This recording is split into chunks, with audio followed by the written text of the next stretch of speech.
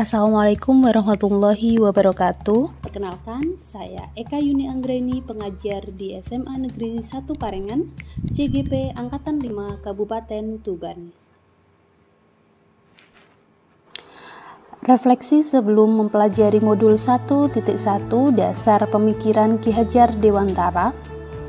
Selama ini saya masih menganggap bahwa peran guru dalam pembelajaran merupakan peran sentral, di mana proses pembelajaran hanya berpusat pada guru, sehingga murid hanyalah objek dalam proses pembelajaran. Yang kedua, guru mengutamakan kemampuan kognitif. Secara umum, kemampuan kognitif adalah proses manusia menerima informasi atau pengetahuan. Adapun yang dimaksud mencakup perasaan dan kesadaran terhadap diri sendiri, pengalaman pribadi atau lingkungan sekitar. Yang ketiga, tidak memperhatikan karakter murid karena guru hanya fokus pada target kurikulum. Terkadang tuntutan ketercapaian kurikulum membuat guru mengabaikan pembentukan karakter murid, sehingga dasar tujuan pendidikan itu sendiri tidak tercapai. Yang keempat, kurangnya komunikasi antara guru dan murid, dan juga kurangnya melakukan refleksi pembelajaran. Seringkali di antara kita melupakan pentingnya refleksi dalam proses belajar mengajar di kelas, sehingga murid tidak punya kesempatan menyampaikan hambatan atau kesulitannya dalam mengikuti proses pembelajaran. Hal ini tentu menyebabkan hubungan antara guru dan murid kurang terbentuk dengan baik.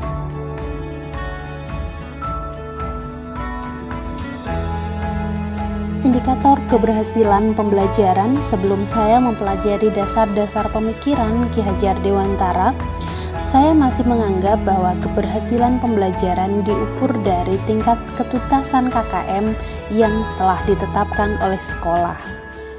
Guru dikatakan berhasil jika persentase ketuntasan murid lebih tinggi daripada murid yang tidak tuntas. Yang kedua, siswa selalu mengikuti KBM. Padahal, siswa yang selalu mengikuti KBM bukan berarti siswa yang rajin atau memang siswa yang sungguh-sungguh mencari ilmu. Namun, ada kemungkinan bahwa siswa tersebut hanya takut oleh ancaman atau hukuman yang diberikan oleh guru.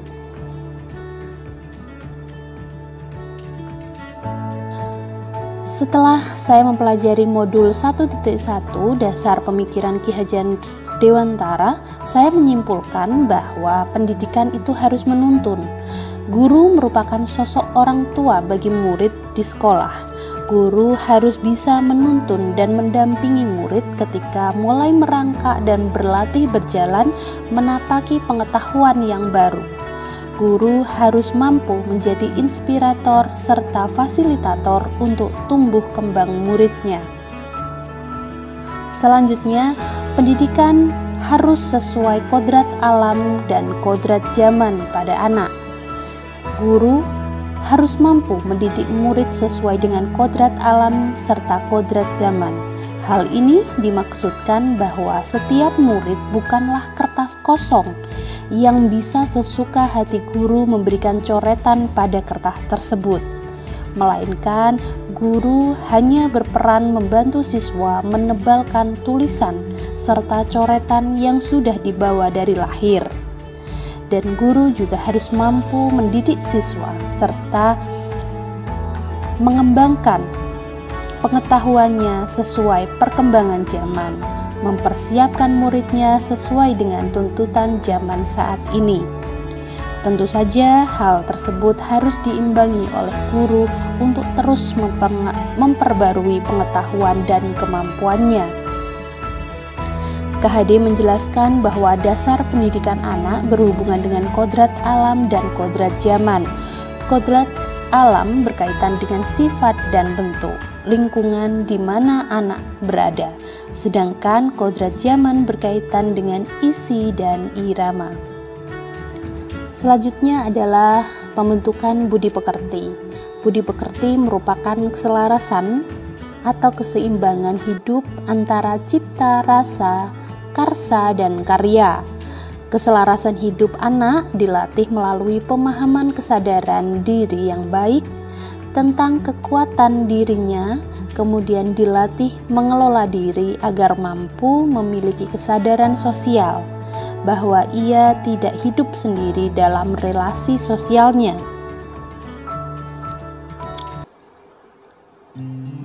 Lalu apa yang dapat saya terapkan di kelas setelah mempelajari dasar-dasar pemikiran KHD? Yang pertama, saya merencanakan tes diagnostik awal pada murid, di mana tes ini bertujuan untuk mengetahui kemampuan anak serta kebutuhan murid itu sendiri. Hal ini bertujuan untuk mengidentifikasi kemampuan yang dimiliki oleh murid sehingga guru mampu memilih model dan media pembelajaran sesuai kebutuhan siswanya. Selanjutnya, saya mendesain model dan media pembelajaran yang berpusat pada siswa, di mana kodrat mereka adalah bermain sambil belajar. Setelah mengidentifikasi kemampuan awal pada murid, guru dapat memilih dan menerapkan model dan media pembelajaran sesuai kebutuhan murid. Guru dapat mengelompokkan murid berdasarkan kemampuannya. Selanjutnya, menanamkan karakter siswa. Yang pertama, memberikan contoh yang baik pada siswa. Selain memberikan materi akademik, siswa harus mendapatkan contoh berperilaku yang baik. Guru yang merupakan orang tua dapat berperilaku atau bertindak yang baik guna memberikan contoh yang tepat untuk siswanya. Dari contoh tersebut, murid dapat belajar dan mengikuti perilaku positif dari guru. Selanjutnya, memberikan apresiasi pada murid.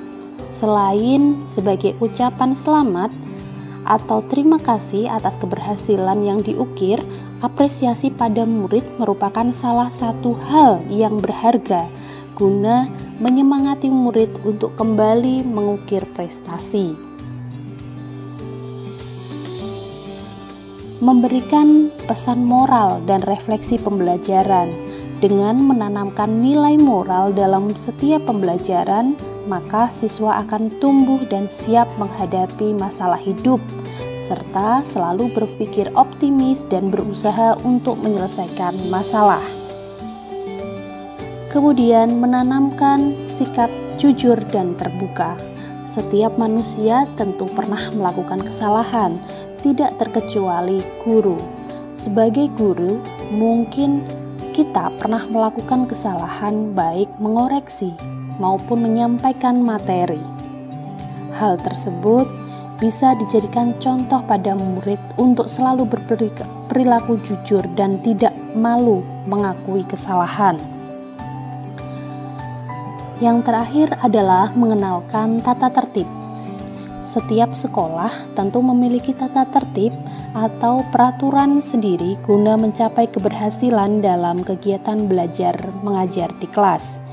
Guru dapat memperkenalkan tata tertib sekolah pada siswa, lalu memintanya untuk melakukan tata tertib tersebut. Hal tersebut menjadikan siswa tumbuh sebagai generasi yang taat pada aturan. Demikian tadi pemaparan mengenai refleksi serta kesimpulan setelah saya mempelajari modul 1.1 Dasar-dasar pemikiran Ki Hajar Dewantara. Semoga kita semua mampu menjadi inspirator, fasilitator, dan motivator bagi anak-anak didik kita. Assalamualaikum warahmatullahi wabarakatuh.